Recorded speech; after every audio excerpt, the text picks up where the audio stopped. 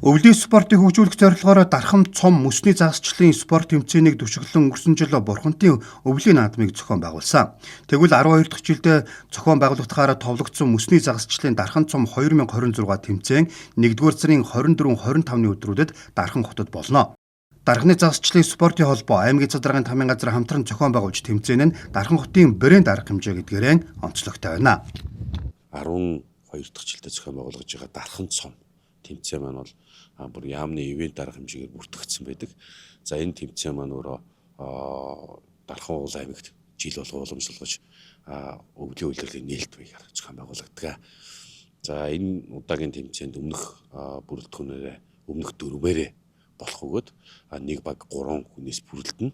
За дунджаар бол 20-с 24 баг оролцдог. Ер нь энэ жил бол яхан өргөн оролцох төлөвтэй байна. Юугаар энэ спорт манд хөгжөөд Дархан уул аймагт гэтэл одоо 4-5 клубүүд бий болсон байна. Тэгэхээр энэ өөрөө зөв загасчлал болон зөв амралтыг цааш түгээн дэлгэрүүлэх зорилготой, мөн дэлхийн хэмжээний тамирчдыг бэлдэх зорилготой байдаг учраас илүү өргөжж байна. Тухайн хиймэл нуур дээр хийгдэж байгаа тэмцээн маань өөрөө нэгдүгээрт өвөл хийгдэж байгаа. Хоёрдугаарт загасны сонгож байгаа байна өөрөө тийм томордог загас биш, жижиг загас байдаг. За гуравдугаарт өөрөө тэнд баригдаж байгаа загасыг бол асрамжийн газар нөгөө чихрийн өвчтөй хүмүүс, тусгай хэрэгцээтэй хүмүүс гэх мэт тэрийг авч хэрэгэлдэг зорилтод бүлгүүд маань хамтарч ажиллаад хэвшил болцсон.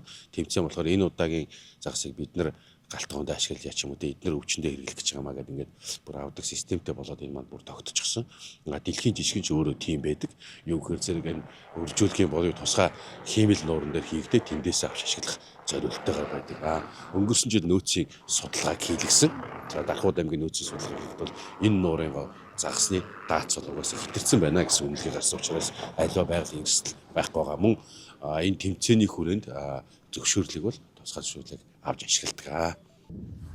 Тэмцээний бүртгэл 1-р сарын 12-ноос 22-ны хооронд захимаар явагдана. Багууд үндсэн 3 гишүүнтэй, сэлгэ буюу нөөц 1 гишүүн, 1 дасгалжуулагчтай байхаар тэмцээний удирдамжид тусагжээ.